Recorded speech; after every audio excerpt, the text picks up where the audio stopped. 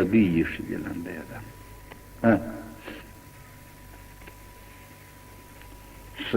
ښه پام باندې کوو بارانو بیا یو حدیث شروع کېږي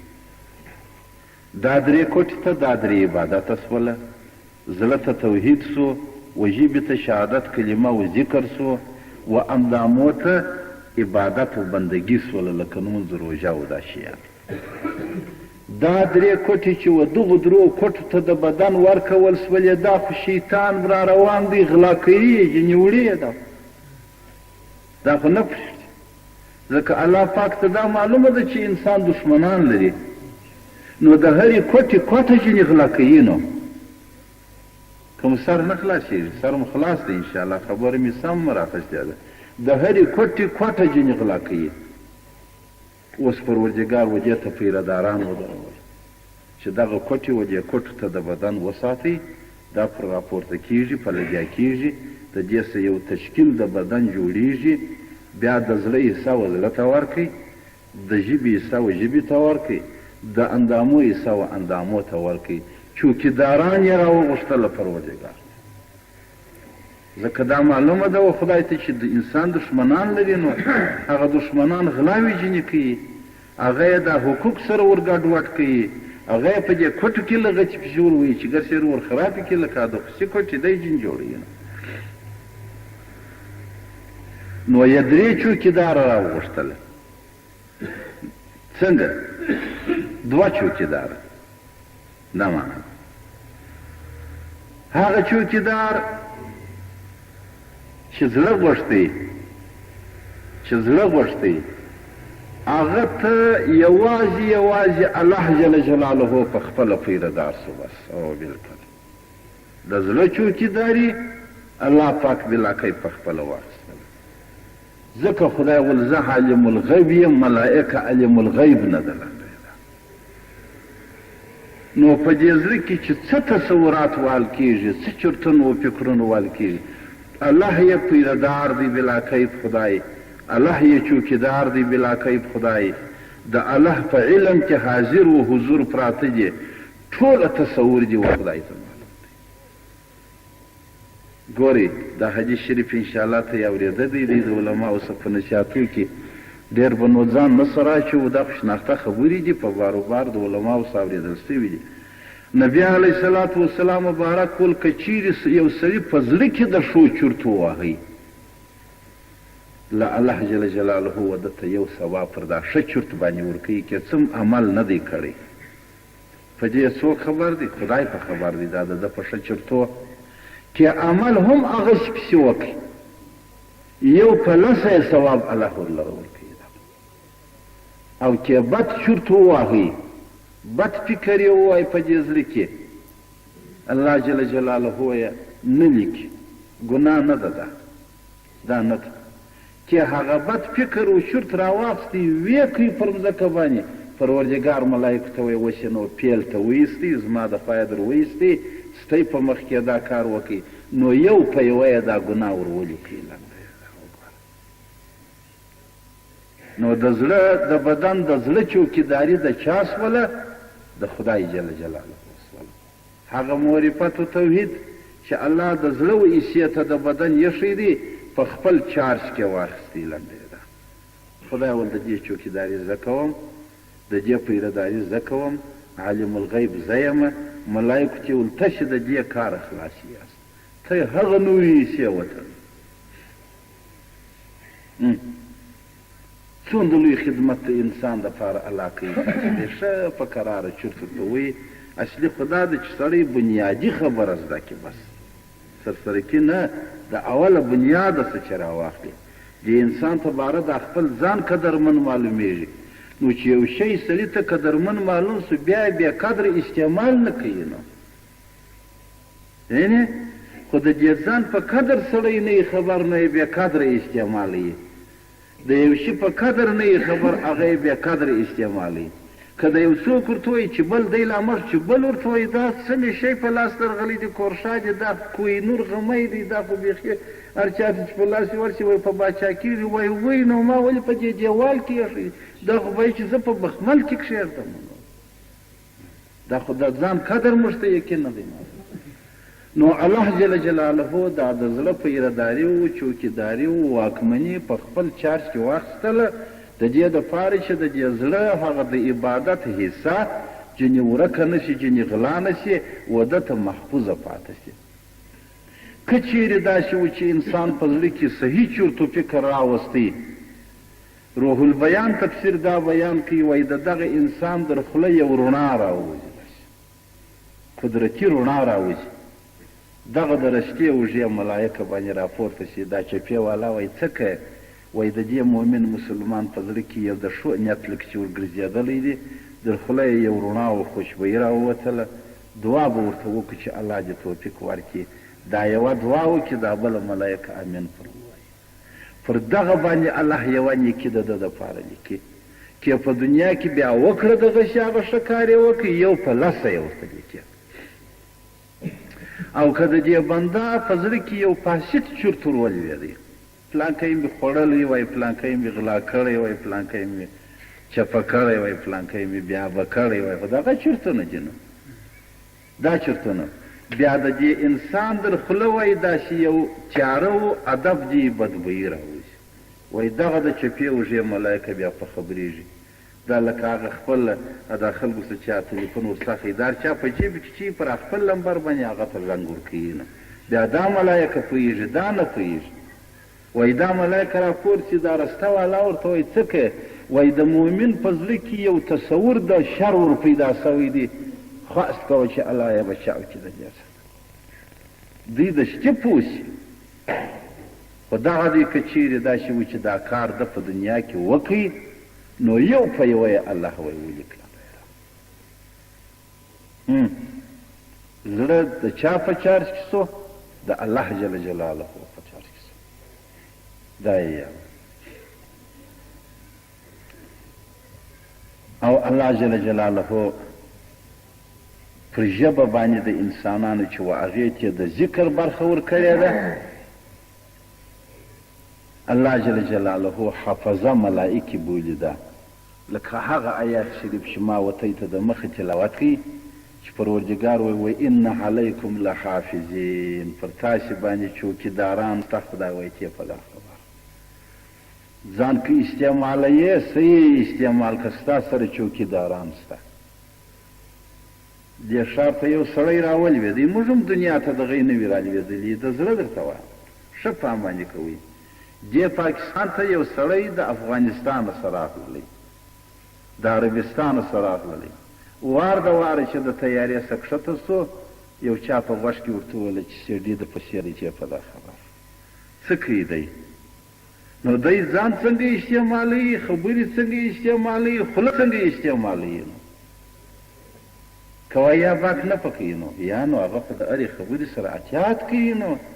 چې په کیس کې رانسم که په کیس کې راوستم خو زما یې بیړۍ راغرقه کړله دا څوک ورته وایي یو څوک ورته وایي و ما و تا ته څوک وایي خدای راته وایي ځانګړی وایي په تا سیډي په څېر دی چې په دا خبر نو چې د هغه بنده وایي یو بنده وایي چې هغه لا رښتا وایي که درواغ وایي فرجه که وایي په تا سیډي په څېر دی زه دغونه احتیاط کوم چې سلام اچوم هم په هغه اندازه دی کلام وایم هم په هغه اندازه دی مجلس کوم په اندازه چې هم غلط استعمال نسم نو د دې رپورټ دومره لحاظ ساتم دا رپورټ چې الله بلا کوي په خبر کړم چې په دا خبر ستا سره چوکیدار ولاړ دی او ستا سره پیردار ولاړ دی ستا سره حفظه ملایکې ولاړې دي ستا سره کرام الکاتبین ملګري دي ستا سره الله وایي زما سیډیان ملګري دي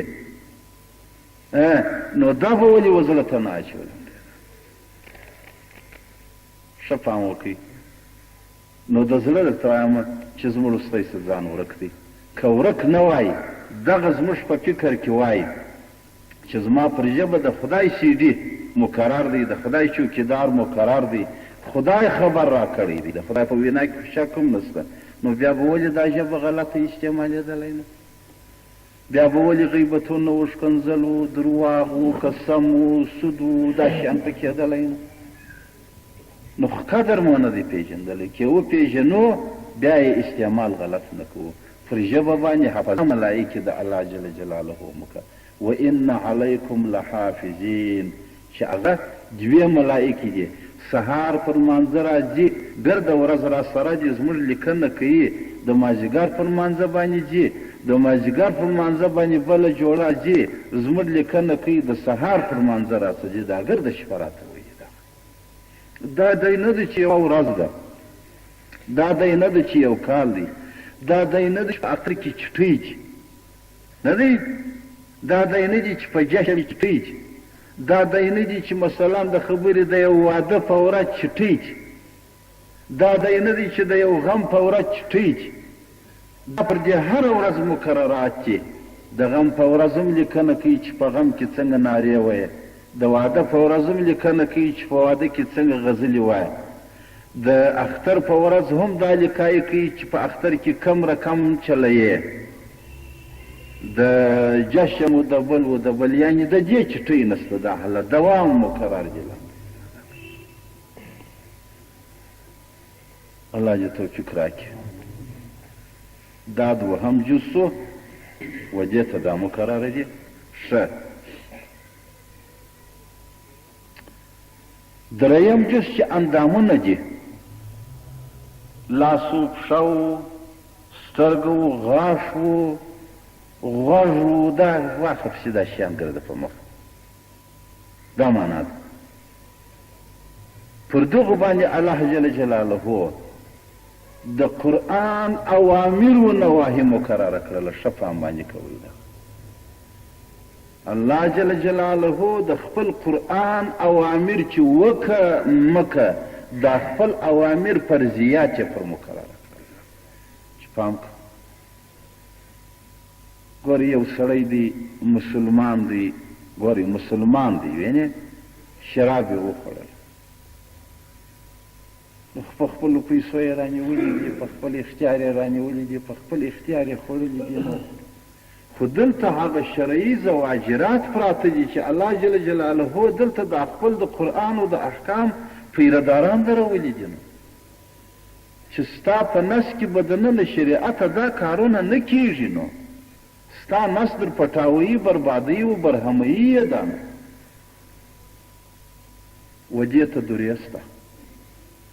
ډېر ادب دی انما خالدن فیها الله وایي د دې قاتل جزا جهنم دی که زر وار ووایي چې زما توبه ده هغه په حق الله کې خلاصېږي په حق الحب د خونه څه سړی نه په خلاصېږي زما توبه ده زما توبه ده مړي به کوي توبه حق الله یې خلاصېږي حق الحب دې پر باندې دی په توبه نه خلاصېږي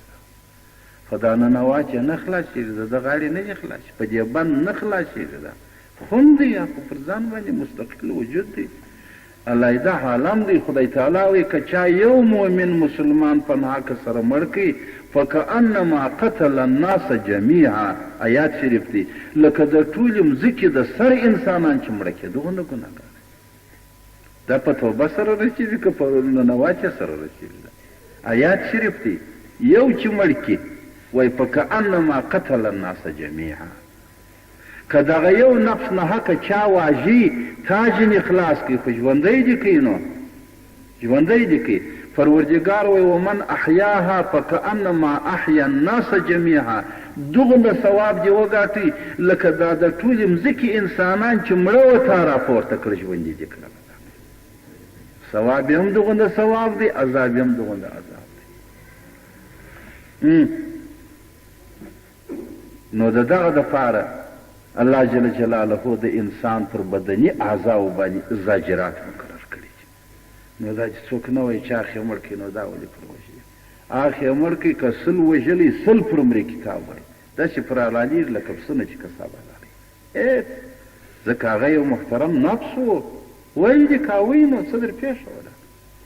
شیطان مې لار وواله او پلانکي مې لار وواله او خدای خوار کړی ما نو خدای خوار کړی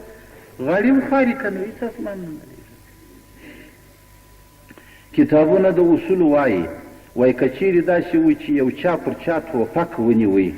ته یې ښه پام کوئ په دې مسلو په دې خبرو ښه ارام وکښېنئ د کرارې کار دی تلواره به نه سره کوو دا وایي ګوره په تلوار نه سره وایي که چا پر چا باندې توپک ونیوی چې وژنم دې د ژوند څکه زما دې که راسه وکړې دغه بل مړ که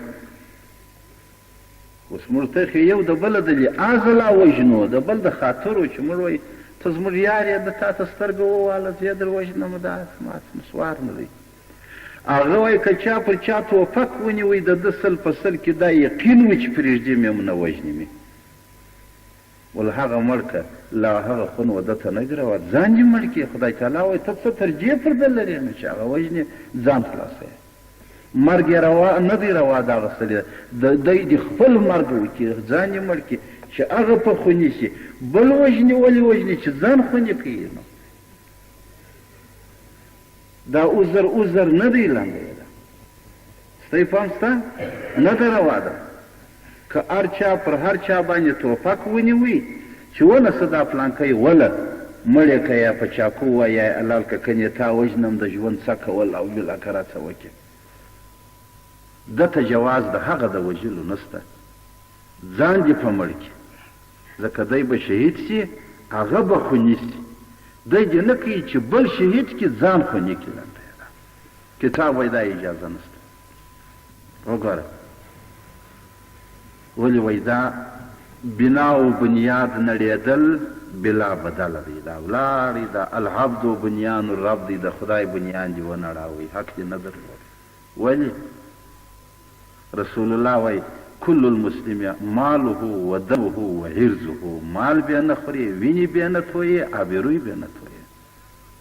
دا ستا وظیفه ده د دې دپاره زواجر خدای 6,600 آیاته یې راستولي 10 پارې قرآن یې راستولی دی دا یې زموږ پر اندامو باندې پیردار کړی دی زموږ پر اندامو باندې یې دا چاپ کړی دی چې ونه څه کم کار چې غلط کوي قرآن ته وایي خپل بیان ورته کوه زواجرات ورته وایي منهیات ورته وایي چې مه کوه وکه مه کوه وکه دغه ډول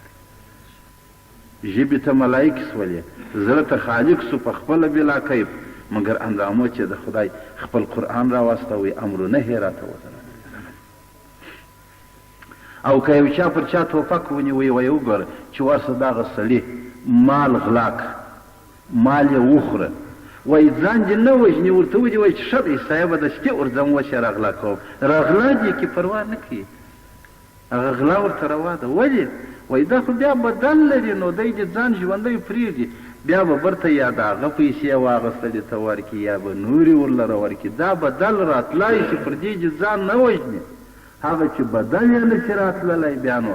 پر هغه چې ځان مړ کړي بل دې نه وژني دې ته زواجرات وایي که چیرې داسې و چې دا درې سره زړه په معرفت کې ځان غر کوي لګیا یې کوي ژبې په کلمه شهادت کې ځان لګیا کوي او اندامو د خدای جل جلاله په عبادت کې ځان لګیا کوي نو د دغه انسان دپاره هغه حدیث شریف دی تاسې وګورئ نبی علیه الصلاة والسلام وایي یو بنده د خدای خوښ شي دا نو هغه خوښ بنده دی د الله یو بنده د خدای خوښ شي الله جل جلاله بلا کیفه د اسمانو پر ملائکو باندې غږ وکړي چې ای ملکو دا ملائکې وایي د خدای بلا کیفه د دې غږ څخه په هیبت کې وسخ رپېږي په دې اسمان کې یو ژوږ جوړ شي ټولې ملایکې په انتظار شي چې څه کیسه ده وایي د الله د خوا یو فرمان را روان دی تاسې ګورئ دا د انسان قدر دی قیامت دی خو نو وایي د الله د خوا څخه یو فرمان را روان دی دا د ټوله اسمان ملایکې وایي په انتظار شي اخر د خدای د خوا څخه ورته وویل چې ای زما ملایکو دې ته ملأ اعلی وایي هغه ډله لوړه نه دی ای زما ملایکو هغه وایي لبیک یا رب وایي په خدمت کې ولاړې خدایه الله وایي پلانکی بنده زما خوښ سو بس ته چې خوښ کړي لنډه ده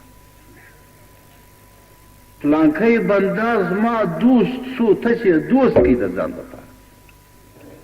ملایکې نارې کړي وایي لبیک یا الله ستا په خدمت کې موږ ولاړې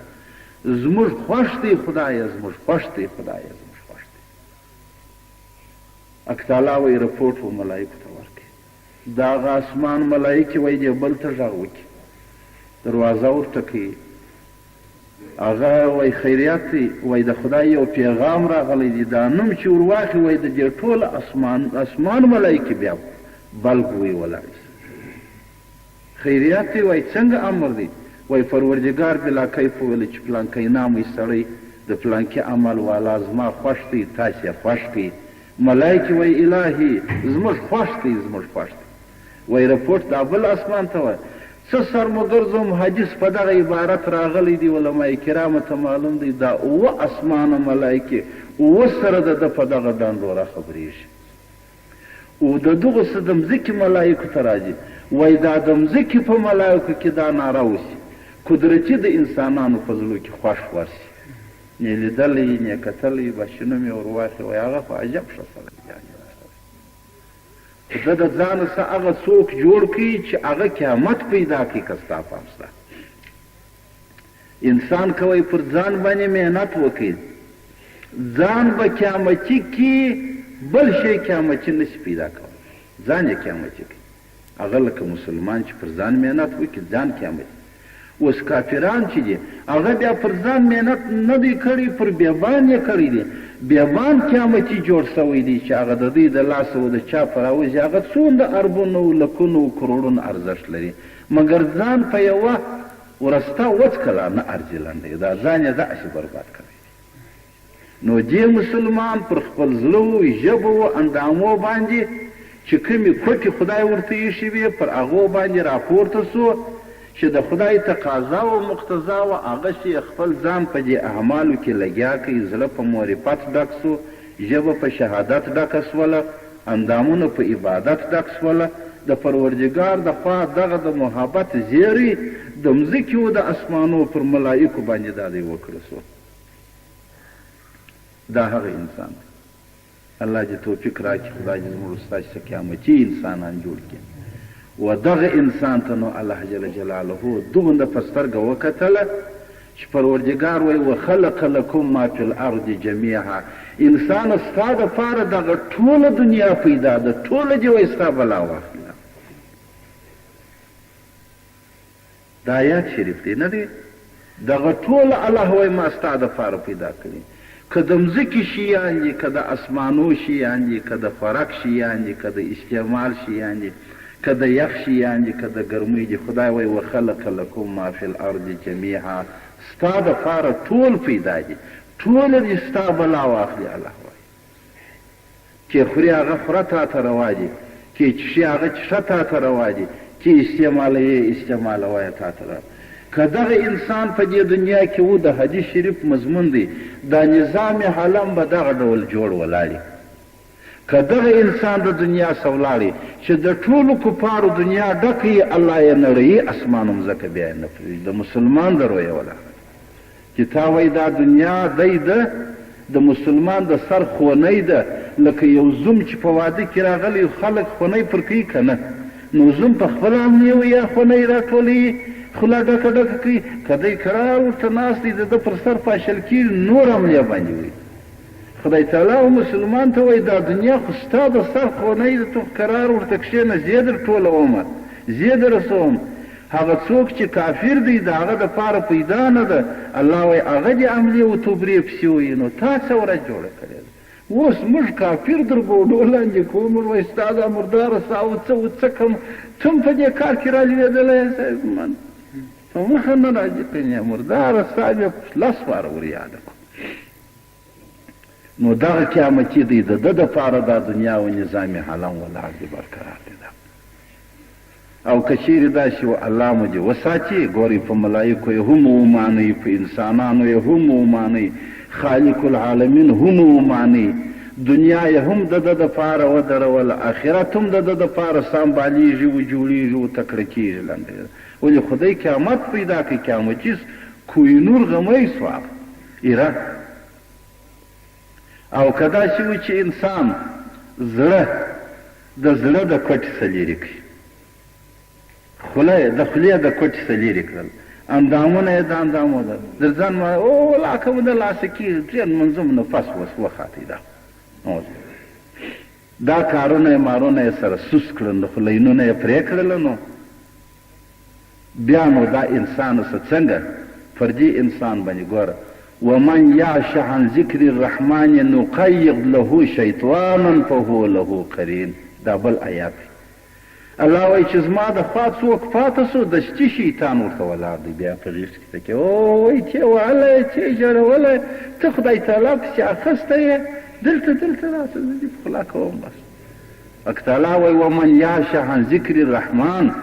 څوک چې غافل شي زما د قربو زما د حضوره څخه نو الله وایي نقیض له شیطانا فهو له قرین زه مقرر کوم دی و شیطان ته هغه یې ملګری شي بس شیطان وایي ته خدای تعالی وهلی یې ته خو د وهلو نه یې ته خدای ښه ځوان یې ته خدای چې کاریګر سړی یې ته خو غلاوي کولی شي ته خو ادب دې زناوي کولی شي ته خو قتلونه کولی شي ته خو شرونه کولی شي ته خو بغضونه کولی شي ته خو حسدونه کولی شي دغه کارونه چې په چا کېږي له خدای تعالی غورځولی ته ته خو زما د قیامت شی در سره نو شیطان په لاس ورغلی نو لکه باجګین بیا نو د ده کار دی د هر دیوال او د هرې مځکې څه چې وایي خپل خیزونه و ټوپونه چې دی بیا ورته خوري چاره نه لري نو د دغه انسان په باره کې ګورئ حدیث شریف دی دا د بخاري شریف وایي الله جل جلاله بلا کیف د اسمان و ملائکو ته غږ وکړي چې ملائل اعلی ده وایي ای زما ملکو ملائکې وایي خضعانا لربه عجز کوي دا وزرونه نه وصرفوي وایي لبیک یا الله انتظار شي خدای وایي انتظار وکړي یو رپورټ در کوم څنګه رپورټ انتظار چې پروردګار وایي پلانکی ناموي د پلانکي عمل والا په مځکه کې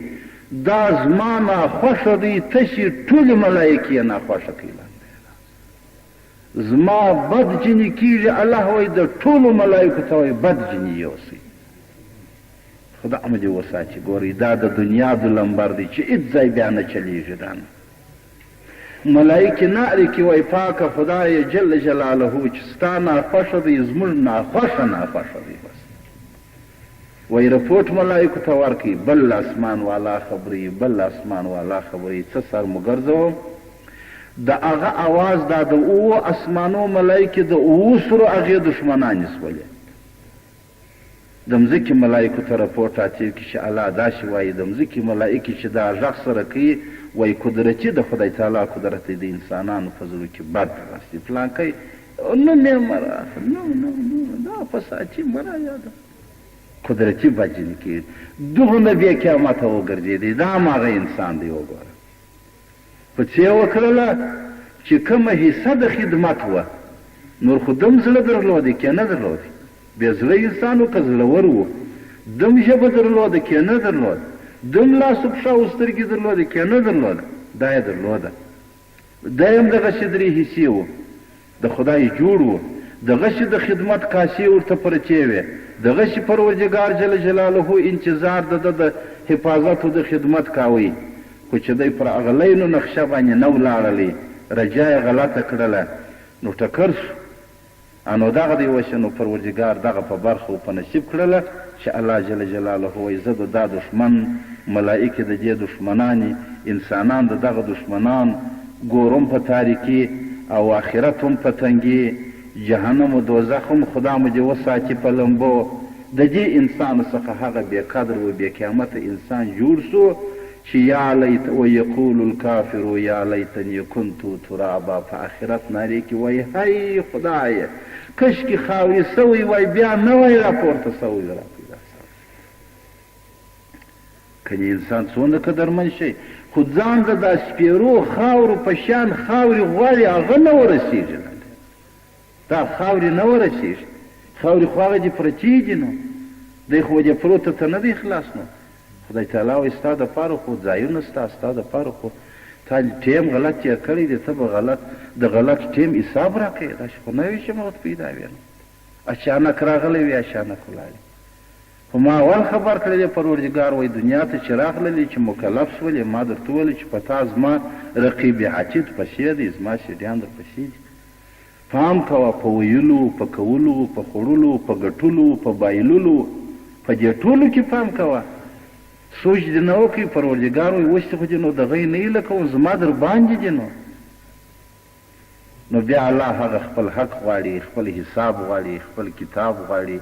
الله جل جلاله دې توفیق مو تاسې و نورو مسلمانانو ته راکړي. الله دې هغه قیامتي انسانان راڅه جوړ کړي د دغه انسان په بابت کې چې دا بیا قیامته سو. ګورئ دغه آیات شریف دی چې ما اول درته وایي خدای تعالی ګیله کوي ځینې وایي یا ایها الانسان ای انسان ما غرک عن ربک الکریم. چا دوکه کړلې، چا خطا ایستې د خدای څخه، چا بېګانه کړلې. الذي خلقک، هغه خدای چې ته پیدا کړی وې او ته یې جوړ کړی وې او څا دپاره یې هغه ښایسته صورت و بشر راستولی و، د هغه ذاته څه چا بېګانه کړلې، ولې بېګانه شولې؟ الله مو دې وساتي که دا ګیله خدای په آخرت کې راڅه وکړي د محمد رسول الله صلی الله علیه وسلم په مخ کې یا د نورو امتو د انبیاو په مخ کې، یقین وکړئ موږ به کوم جواب الله ته ورکوو چې خدای فقط ګیله وکړي وایي نور هېڅ کار نه در لرم، فقط هغه درته وایم چې چا زما څه بېګانه کړلې. نه دې په اسمانو وپېژندم، نه دې په مځکو وپېژندم، نه دې په لمر وپېژندم، نه دې په سپوږمۍ، نه دې په باران، نه دې په هوا، نه دې په رزق و روزۍ، نه دې په دې خپل ځان وپېژندم. خدای وایي ولې داسې بېګانه؟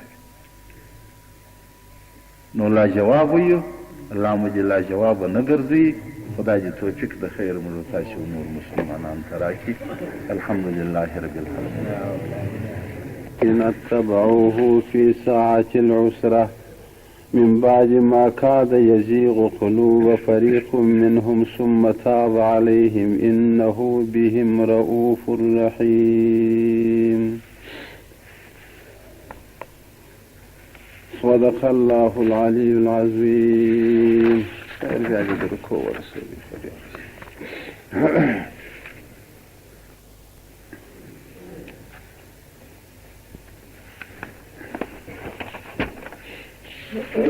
اکثر الله جل جلاله په دغو آیاتو مبارکو کې د دغه حروفو مبارک چې دی د انسان حیثیت و انسان ته ورښکاره کوي. د انسان حیثیت و انسان ته ورښکاره کوي. یعنی دا الله جل جلاله انسان ته ورښکاره کوي چې انسان تا خپل حیثیت و خپل قدر و قیامت واقعا لکه چې ته لرې نه دي دې پېژندلی.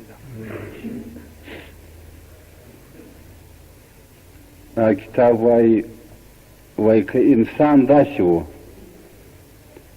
چې سیوا د ځانه څخه یې پر یو بل شي باندې محنت وکړي، د خدای قدرت دی هغه شی دی بیا قیامته هغه شی ډېر قیامتي جوړ شي. څه معنا؟ یو سړی دی مثلا د خبرې پر نجاري باندې محنت وکړي،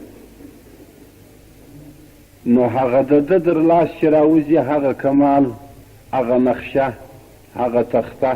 هغه ارچه، هغه دروازه، هغه یقین وکړه په زرو قیامت پیدا کوي. مثلا د خبرې پر پیلوټي باندې قیامت دغه وکړي، محنت وکړي، پر موټرواني باندې وکړي، پر موټر سازي باندې وکړي. زه دا د دنیا صنایع چې دي چې دا جوړېږي وینم هغه دومره قیامتي شی ځینې جوړ شي د ده د لاس څخه چې په اربو خرڅېږي، مګر دی په خپله دغونه قیامت نه لري چې دی خرڅوي د چا په کار نه دی دونده، مګر د لاس مصنوع، د لاس صنعه، د لاس جوړ کړي چې دنیا ته راوباسي هغه په اربو قیامت لري. نو دغه انسان ځان ګوا بیا قیامته کوي، سیوا د ځانه څخه یې هر شی چې و هغه د قیامت والا کوي، غټ قیامت یې پیدا کوي. ولې د دنیا چې یو صنع راویستله، دنیا چې یو جوړ راویستی چې پر هغه باندې د خلکو ضروراتو احتیاجاتو شوق و ذوق را روان سو ګوا هغه شی ډېر د قیامت والا سلم دی دا لږ چې خراب بل یې ورته ورسه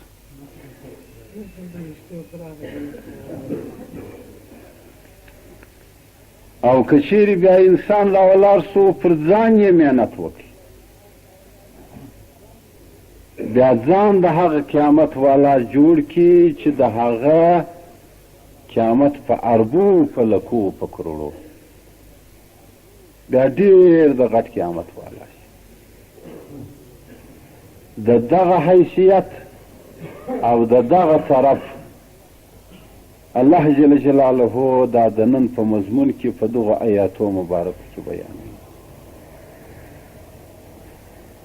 چې انسانه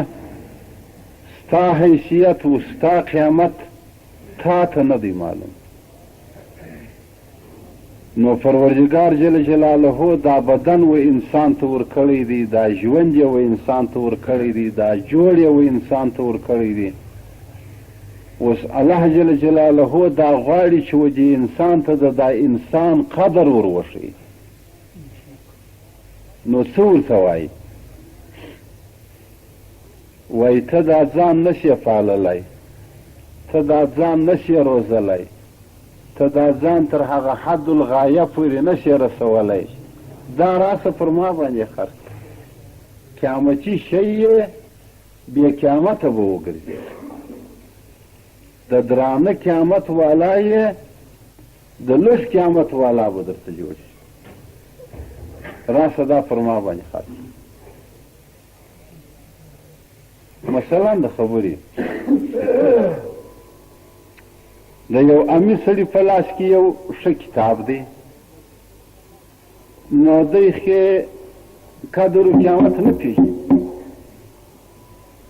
نو کور یې ږدي هغه به نو کشنیان هم استعمالوي زنانې به هم استعمالوي یعنې په دی استعمال سره چې هغه د ده استعمال نه دی مګر وملا ته بیا قیامت معلوم دی چې دا د غټ قیامت کتاب نو ده ته وایي ستاسو خرابېږي ستاسو ضایع کېږي ستاسو څیرل کېږي ستاسو ورکېږي پر نیمۍ د قیامت تر پاتېږي دا پر ما باندې خرڅ که زه د ده په قدر و په قیامت پېژنم دارنګه د هر شي والا د هر شي د معرفت والا چې هغه شی په لاس ورلره ورسي نو هغه یې په قیامت رسولی شي یو غمی دی تقریبا موږ یې نه پېژنو موږ ته کې ښکاره کړي موږ بیا د عادي غمیانو په نظر سره استعمال کوو مګر پاته سو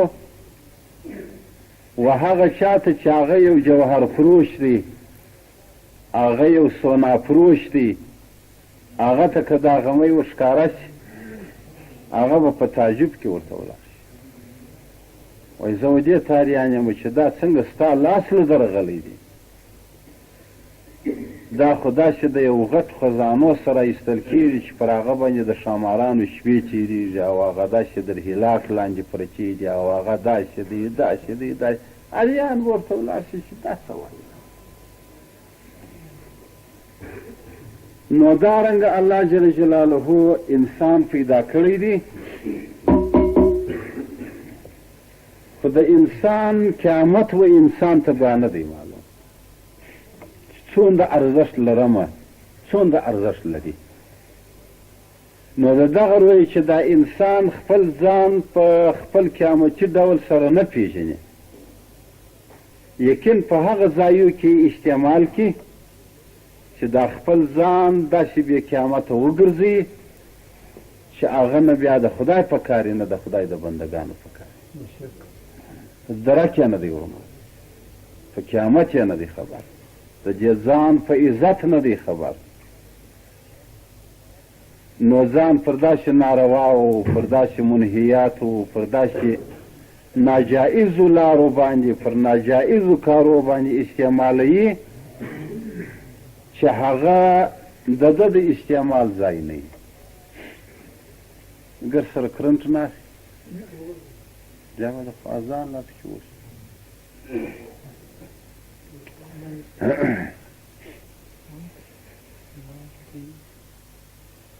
نو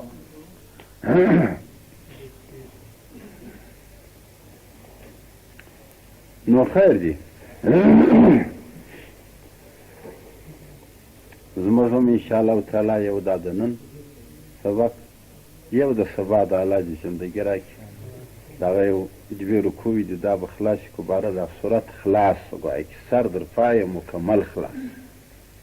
بیا دې نو وار چاته خدای توفیق ورکړي چې بیا یې تلاوت کوي یا ترجمه کوي یا دا زده کړه په دماغ کې ونسېږي هغه بیا دا هر چا خپل نصیب دی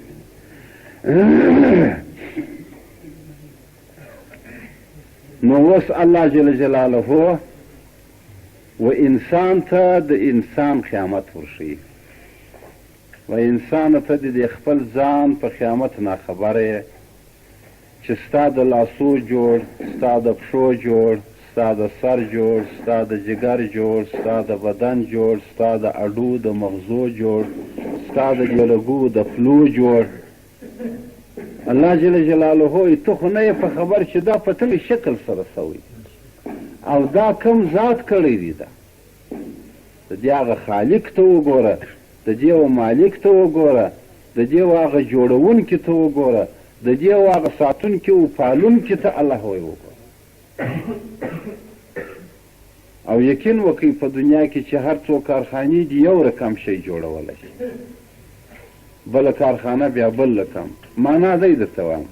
د ټوپکو ده یو ځای دی کنداغ جوړېږي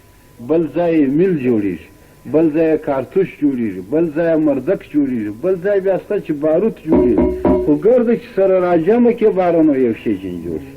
داسې نسته چې روغ رمی ټوپک دی غورځي یې ډک دی بالا یې داسې مشن نسته هر کارخانه نسته مګر الله جل جلاله د مختلفو الاجزا د مختلفو الاعضاء چې بیا د هر عضوه و اندامه جلا جلا د هغه بل څه کار کوي پروردګار جل جلاله په یوه کلمه په یوه کارخانه په یوه ګړي کې الله پیدا کوي نو پروردګار وایي ته دې ته وګورې چې ستا یو لوی قیامت دی ځان بېکاره درته استعمالیږي پر ادب دی پر غلاو پر جناو پر شرابو پر غیبتو پر زورو پر ظلمو پر سودو سواو پر دې شیانو باندې درته استعمالیږي او دا جګر سره زنګ زده کوي برهموي دي چې بیا به په هېڅ نه ارزي په فرضو به هم نه خرڅېږي بیا په فرضو هم نه خرڅېږي خو پروردګار جل جلاله بلا کیف په دغه آیاتو مبارکو کې انسان ته وایي چې دا ستا ځان ته پر ما خرڅ کړم زه ستا قیامت پېژنم زه د هغه شي چې مساله یې په هغه ځای کې دې مصرفولی نو الله دې توفیق راکړي بیا به په آیاتو مبارکو کې واورو چې ان الله اشترى من المؤمنین خدای وایي راسه مؤمنه دا ځان پر ما خرڅ زما سره سودا وکړه اوس مؤمن و دې الله جل جلاله ته وایي چې خدایه ته چې ما رانه شې نو ما ته څه شي راکوې پروردګار وایي زما په مخلوق کې در تا ښه شی نسته او زما په مخلوق کې در جنت ښه شی نسته الله وایي ځان راکه جنت به درکړه دا د سودا ده راسه چې نبي علیه صلات وسلام کوم حدیثونه مبارکان ویلي دي یا د صحابه کرامو څخه کوم قولونه راغلي دي یار دا بیان دی دوهمه پلا بیان د ابتدا د نزول د قرآن عظیم شان دی چې دا په څنګه شان کې راغلی دي پر کوم ځای باندې راغلی دي په کوم وخت کې راغلی دي درېیمه پلا نو بیا اول توری د دې رکوع مبارک چې دی په نمانځه سره شروع سوی دی د نمانځه اوقات د نمانځه د ادا فضایل د نمانځه د پاتېدو یا د ترکېدو عذاب دا بیانېږي وروسته بیا ترجمه ده د خیر سره الله دې توفیق راکړي ښه په ارامه په قراره متوجه سي د قرآن عظیم شان د تلاوت و د کتنې و د فضیلت په بابت کې د حضرت چادي رضی الله تعالی عنه څخه دا روایت دی وایي من قرأ القرآن وهو قائم في الصلاة که یو سړي د خدای قرآن وایه په لمانځه کې ولاړ دی بس غټ غټ سورتونه دي وایي کل ولا شریفه ده وایي یو افلایه وایي دوه واره وایي درې واره وایي مثلا 11 واره وایي 15 واره وایي په یو رکعت کې بس دا قرآن دی وایي کان له بكل حرف 100 حسنه الله جل جلاله د هر حرف په مقابل کې سلسل نیکي ودته ورکوي پر یو توري باندې اوس ګوري کل دا کاف یو تور